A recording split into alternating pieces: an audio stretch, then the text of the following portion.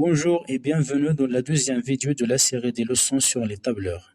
On va voir dans cette vidéo comment gérer une feuille de calcul et bien sûr comment aussi éditer les données sur la feuille. Sans plus tarder, entrons dans le vif du sujet et passons à la gestion des feuilles.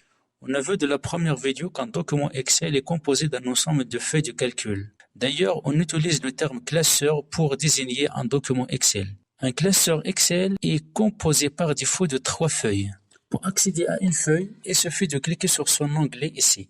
Si vous voulez ajouter une nouvelle feuille dans votre classeur, vous pouvez cliquer tout simplement sur le bouton suivant, insérer une feuille de calcul. Comme ça, vous pouvez ajouter autant de feuilles que vous voulez dans votre classeur. La première feuille est nommée feuille 1, la deuxième feuille, feuille 2, feuille 3, puis feuille 4, etc. Pour renommer une feuille, il suffit de cliquer droit sur son onglet et de choisir renommer. Ou bien, autre méthode, il suffit de faire tout simplement un double clic sur son onglet et vous tapez sur le clavier le nom que vous voulez donner à votre feuille. Si vous avez assez de feuilles dans votre classeur et pour repérer facilement une feuille, on peut utiliser des couleurs. Pour appliquer une couleur à l'onglet d'une feuille, il suffit de cliquer droit dessus, pointer l'option couleur d'onglet et choisir une couleur souhaitée dans la palette des couleurs suivantes. Vous pouvez aussi changer de la place à une feuille. Pour ce faire, cliquez sur son onglet, en maintenant le bouton gauche enfoncé, faites un glissement et relâchez la souris à l'endroit voulu. Et pour supprimer une feuille, cliquez droit sur son onglet, ensuite choisissez l'option supprimer. Passons maintenant à la gestion des données. D'abord, il faut savoir que dans une feuille de calcul, on entre les données dans des cellules. Et avant de voir comment entrer une donnée dans une cellule, j'aimerais vous dire qu'on peut utiliser différents types de données. Par exemple, on peut utiliser des données du type texte, des valeurs numériques, des valeurs du type date, etc. Pour entrer une valeur dans une cellule, il suffit d'activer la cellule et de taper la valeur sur le clavier. Par exemple, pour entrer une valeur dans la cellule B2, j'active la cellule, puis je tape la valeur sur le clavier. La même chose dans C2, j'entre une nouvelle valeur. Et c'est la même chose pour les autres cellules.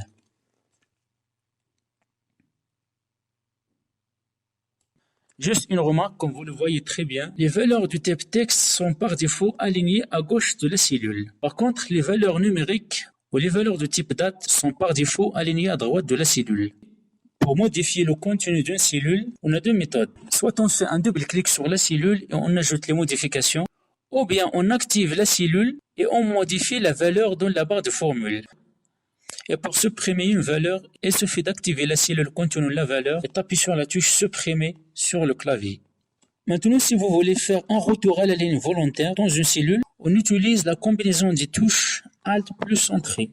Comme exemple, je vais entrer le titre du document Programme hebdomadaire. Donc pour faire un retour à la ligne, j'utilise le raccourci clavier Alt plus Entrée et je continue la saisie. Une fois terminé, pour valider, je tape la touche Entrée ou bien je clique sur une autre cellule. Essayons maintenant de compléter notre tableau. Pour afficher les autres jours de la semaine, la première idée qui nous vient à l'esprit, c'est de taper toutes les valeurs sur le clavier. Heureusement, sur Excel, il y a une méthode rapide et facile qui nous permet d'afficher les éléments de cette liste d'une manière facile. Il suffit d'activer la cellule et d'utiliser le petit carré suivant. C'est ce qu'on appelle la poignée de recoupe. Je pointe donc cette poignée et je fais un glissement dans la direction voulue. Comme ça, on affiche les autres jours automatiquement. De la même manière, pour afficher la liste des horaires, on utilise la même méthode. Ici, on a une suite numérique. Il suffit d'entrer la première valeur et la deuxième valeur, puis sélectionner les deux cellules et utiliser la poignée de recouper. Puis faites un glissement. Et le logiciel affiche les autres éléments de la suite. Juste pour bien comprendre, Microsoft Office Excel mémorise un ensemble de listes de données, comme les jours de la semaine par exemple, les mois de l'année, etc. Et bien sûr, on peut ajouter notre propre liste. Pour ce faire, on clique sur le bouton Office, puis Options Excel, et on entre dans le volet Standard. Enfin, sur l'onglet Meilleures options pour travailler avec Excel, on clique sur le bouton suivant, Modifier les listes personnalisées. Comme vous voyez très bien ici, on a un ensemble de listes, par exemple les jours de la semaine, les mois de l'année. Donc maintenant, pour ajouter votre propre liste, cliquez sur Nouvelle liste et entrez ici les éléments de votre liste. Par exemple, je vais ici ajouter la liste des élèves de la classe. Je prends comme exemple Ali, Ahmed, Mariam, Yahya, Et une fois terminé, cliquez sur le bouton Ajouter. Et vous allez voir que votre liste a été ajoutée dans la zone gauche. Ensuite, cliquez sur OK. OK. Maintenant, si vous voulez entrer les éléments de votre liste, il suffit d'entrer un élément de la liste et en utilisant la poignée de recopier, vous pouvez afficher les autres éléments d'une manière rapide. Cette méthode est très utile et ça vous permet de gagner assez de temps lors de l'édition de vos documents. Maintenant, on va essayer de tracer notre tableau.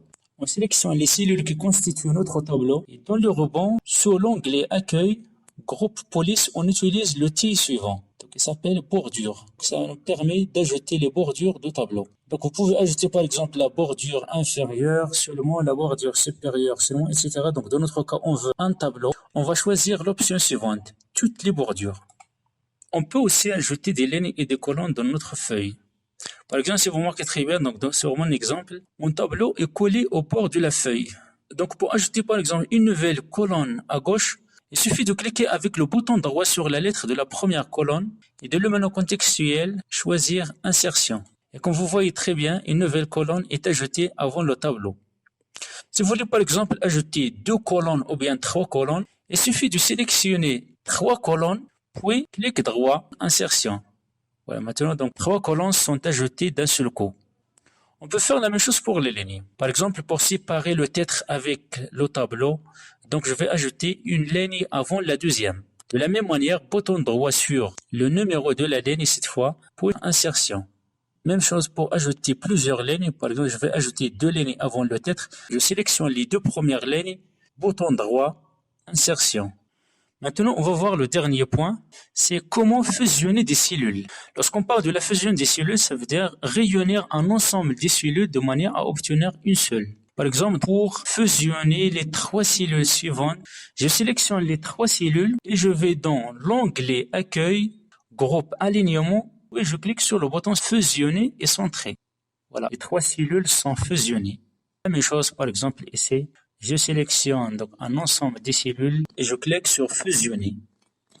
On s'arrête ici. J'espère que vous avez appris de nouvelles choses dans cette vidéo et je vous dis à très bientôt de la 3e leçon. Salut!